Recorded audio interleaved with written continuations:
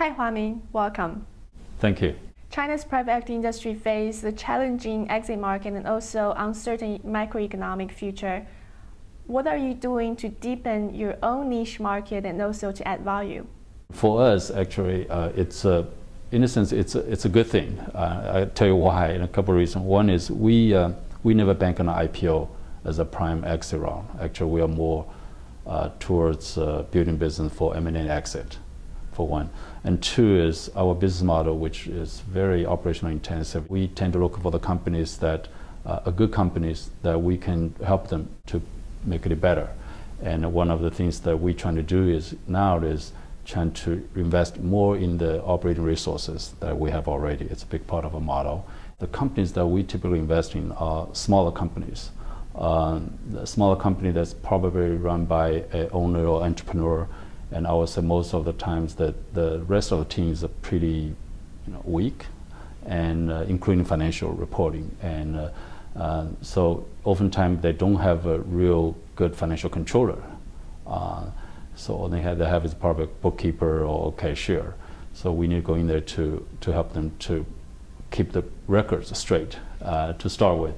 And two is you need to install certain of the process and procedures and the discipline really to when it comes to spending money and make the investment, you need to look into the returns of the certain capital investment, for example. Your first deal in 2008, leading a $10 million investment in Frontage Laboratories. What have you done since the investment, and where is the company right now?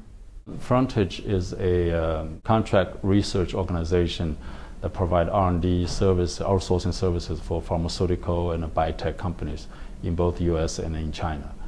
We invested back in 2008, and when we look at the investment, we were able to identify basically what we call a very clear path to value creation to help with the company. So what we've done, and just as with all our portfolio companies, we improved the management team by recruiting a CFO for the business, recruit a sales director, actually help them to build a first kind of institutional sales force. And we replaced their general manager for the China operations. So that's one area. And also we brought in the industry veteran to serve on the board alongside with our deal partner to really help the company to think through and debate and set strategy. And three, we helped the company to complete and integrate a small add-on acquisitions.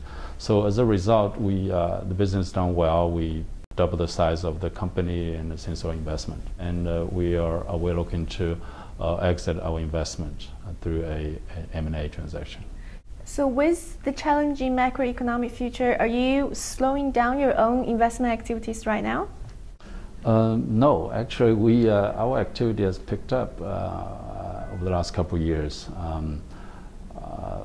One is because, again, the sector we play is, I would say it's probably more layers away from the macro, because we like the niche industry and the niche leaders.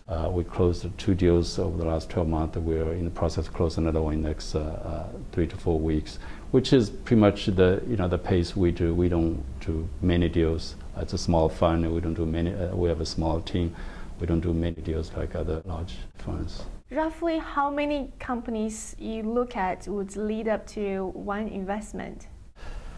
Yeah, we look at a lot, and then we keep track of the companies. I would say on average, probably every close to 100 companies you look at, you end up with make one investment. Wow.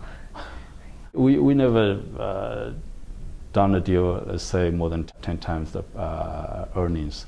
And we think we pay fair and a reasonable valuation for the companies. When you sell, if you look at the kind of cash earnings, EBITDA multiples, I think for good companies, in command around 10 times probably for you should expect probably 10 times. But in the EBITDA level, you probably want to get in there, some way around 6 times. Huaming, thank you so much. Thank you. You're welcome.